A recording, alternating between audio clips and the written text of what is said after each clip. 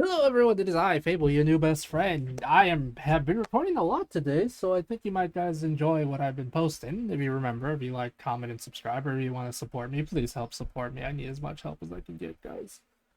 My family desperately needs to buy some stuff due to a flood that happened a couple weeks, like last month. I'm still kind of traumatized by it, not even joking. Every time I feel rain touch my skin or I see rain, I kind of panic internally. Not full blown panic attacks, but still, anyway, not enough about my life story. We're learning about Transformers, the basics of the Dinobots. I love the Dinobots. They're so dumb. Grimjaw is my Robots favorite. are cool. Yeah. Dinosaurs are cool. Yeah. Rebellious anti-heroes are cool. Yeah. Ergo, is there anything cooler than rebellious anti-hero robot dinosaurs? Ooh. The original Dinobots began life as the Dinosaur Robo from the Japanese Diaclone toy line, which were imported by Hasbro to become part of the second year of the Transformers toy range. The classic team consists of the arrogant leader, Grimlock the Tyrannosaurus, Grimlock is Slag the king. fiery-tempered Triceratops, Sludge the dim-witted I Brontosaurus, like their names. Snarl the aloof Stegosaurus, and Swoop the friendly Pteranodon. Swoop. Together, they're a team of loose cannons, terrifying powerhouses the Decepticons can rarely stand against, but ones who only follow Optimus Prime's orders begrudgingly, if at all. The original Marvel Comics miniseries presented the Dinobots as part of the crew of the Autobots spaceship when it crashed on Earth 4 million years ago. Damn. When the Decepticon Shockwave arrived on the planet soon after, the ship's computer reactivated the Five to battle him, giving them dinosaur alternate modes based on the beasts that lived in the Savage Land, a prehistoric tropical jungle hidden in the Antarctic from Marvel's X-Men comic books. Shockwave trapped the Dinobots in a tar pit where they remained until they were found and freed by Ratchet in the present day. The American comic didn't do much for a few years after their introduction, but they became instant favourites of British writer Simon Furman, who penned multiple stories for the UK version of the comic that gave the team starring roles as they struck out on their own adventures. That's butts, The man. cartoon, on the other hand, featured a very different origin story. In it, the Dinobots were built on Earth by Wheeljack and Ratchet, who were inspired by the discovery of a cave of fossilized dinosaur bones in the Autobots' volcano headquarters. Just like real dinosaurs, So basically, they were made because Ratchet thought, hey, these dudes are pretty cool. That's kind of silly. Cartoon Dinobots were small of brain, which led them to speak in a primitive, caveman-like way, and resulted in them causing trouble for the Autobots almost as much as they did for the Decepticons, even turning on their creators more than once. They enjoyed regular, prominent showcase appearances all throughout the series, but their supporting turn in the Transformers the movie marked the beginning of a decline, as it and the subsequent third season exploited their lack of intelligence to downgrade them from fearsome warriors to the series' comic relief. Aw, man, It was that's as the cartoon was stupid. reaching its end that the Dinobots returned to the spotlight in the comic when Grimlock was appointed Autobot leader following the death of Optimus Prime. His reign was a tyrannical one that alienated many of the Autobots serving under him, but he remained in charge for nearly 2 years until he and the rest of the Dinobots were offlined by the cosmically empowered Starscream. No. But by this point, their popularity among audiences had become obvious to Hasbro. In 1989, a new classic Pretender action figure of Grimlock was released, leading to his resurrection in the comics pages. And the year after, he and Snarl were also given new figures as part of the Action Master range of toys, precipitating the return of the entire team to the comic for its final few issues.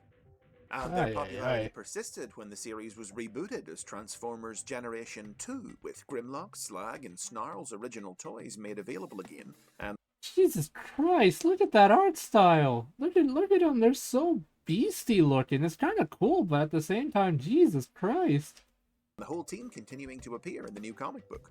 Now, as we've talked about in past episodes, when characters are depicted in notably different ways between the Marvel comic and the Generation 1 cartoon, it usually means that writers of new media get to pick and choose and blend different elements from both together when creating new versions of them. But with the Dinobots, there's virtually no contest. Yeah. Almost every new take on their origin story goes the Marvel route, depicting them as natives of Cybertron. And one of the first to do so was Dreamwave Productions, who revealed through their comics that on Cybertron, the team were known as the Dinobots with a Y, and were part of the larger Lightning Strike Coalition splinter faction led by Grimlock. In fact, the only major exception to the widespread use of the Marvel-style origin was in Transformers Animated, in which the more cartoon-inspired Dinobots were originally theme park animatronics, modified by Megatron to function as attack drones, which were inadvertently brought to life by the power of the Allspark.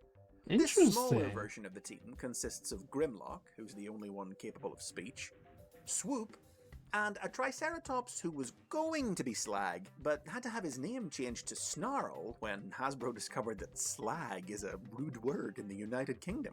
The animated Dinobots lived out of the way on an island in Lake Erie, but often fell under the sway of villains like Meltdown and Black Arachnia, leading to clashes with the Autobots. Grimlock! The Aligned Continuities version of the Dinobots is functionally identical to the Generation 1 team. They debuted in the Fall of Cybertron video game in 2012, which borrowed from Dreamwave and named the team the Lightning Strike Coalition Force prior to their gaining their dinosaur alternate modes. And they got those modes after being captured and experimented on by Shockwave, who sought to turn them into berserker warriors by tampering with their genetics using... It's kind of messed up, man. Freaking Shockwave literally butchered them and turned them into turned them into dinosaur bots. information gleaned from studying Earth's dinosaurs via Space Bridge. Sludge was mostly absent from the game, but returned to the team in tie-in comic books, which continued the Dinobots' story, detailing how they stayed on Cybertron after it became mostly abandoned, seeking revenge on Shockwave and protecting the few Autobots who remained on the planet. For this version of the team, Slag was renamed Slug, which became the character's new name in all media going forward. And that included IDW Publishing's comic books, which took an additional inspiration from the Dinobots Maximum Mayhem. Make it hard, brutal, and ugly that way. Grimlock, no! version of the story by depicting the Dinobots, with a Y, as the victims of a different kind of experimental science. IDW added a sixth member to the team, Scar, a medic who unintentionally cursed his teammates with uncontrollable monstrous alternate modes based on ancient Cybertronian reptiles when testing out a new means of alt mode adaptation. The mutated Dinobots killed Scar in their frenzy and were forced to go on the run, but were eventually found and cured of their condition by the Autobots. They went on to gain their more familiar earthly dinosaur forms in a story that homaged their Marvel origins, when they battled Shockwave on prehistoric Earth, only to wind up buried on the planet for millennia. And things haven't gone that well for the team since awakening in the modern day. Grimlock has wound up mentally impaired and is currently in the care of a group of repentant Decepticons known as the Scavengers, while the other Dinobots are outlaws living in the wilderness of Cybertron. Now, so far, we've just talked about versions of the Dinobots directly based on the classic characters. But the fact is, as popular as they were and are, the simple innate appeal of something as cool as robot dinosaurs has meant that, over time, the idea of the Dinobots has proven much bigger than the original 5 bots themselves. In addition to their continuing appearances, the term Dinobot has come to be widely used to refer to a huge array of Transformers with dinosaur alternate modes, not just the original 5. This was most famously evinced as early as 1996 during Beast Wars, in which Dinobot was the name of an honorable Predacon warrior, a velociraptor who was cast out by his era's version of Megatron and joined forces with the heroic Maximals. Beast Wars Dinobot enjoyed a perpetually antagonistic relationship with his new teammates, especially the smart-mouthed Rat Trap, and grappled with heavy issues like identity and free will, ultimately proving his honor by sacrificing his life to stop Megatron from altering history and wiping out mankind.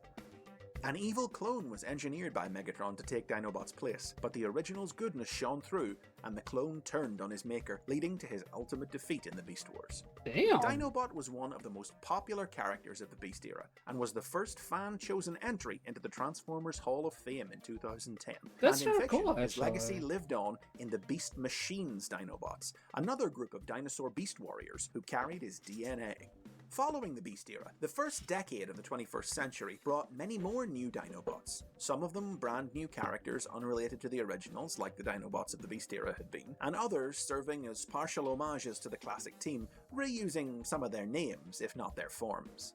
But the original team's influence would always reassert itself. The Transformers Energon toy line featured its own incarnations of Grimlock and Swoop, who were able to combine together to form Mega Dinobot. And we mentioned IDW's Scar earlier, but he wasn't the first time a sixth member was added to the Generation 1 Dinobot team. Wait, really? The first was Paddles the Plesiosaurus, a one-shot character featured in... Okay, I'm sorry. Paddles the Plesiosaurus sounds adorable. Please don't tell me something bad happened to Paddles, please. Short story in 2004's Please. Transformers Legends Prose Collection. Later, Oh, in thank God, 2010, Paddles is safe. the Power Core Combiners toy line introduced Grimstone, a new character who shared the iconic color scheme of the originals, and who, in Japan, was reimagined as a new rookie recruit for the G1 team. The world of the live-action movies split the difference with 2014's Age of Extinction by featuring all 5 members of the classic team, albeit with Sludge and Swoop renamed Slog and Strafe, respectively, along with 2 new members, Scorn the Spinosaurus and Slash the Velociraptor. Only Grimlock, Slug, Scorn and Strafe actually appeared in the film, in which they were ancient warriors captured by the bounty hunter Lockdown. Optimus Prime freed them to help defend Hong Kong, but the arrogant Grimlock had to have a little sense knocked into him before he agreed to follow Prime's orders. They were still around in The Last Night, having somehow spawned mini Dinobots in their own image.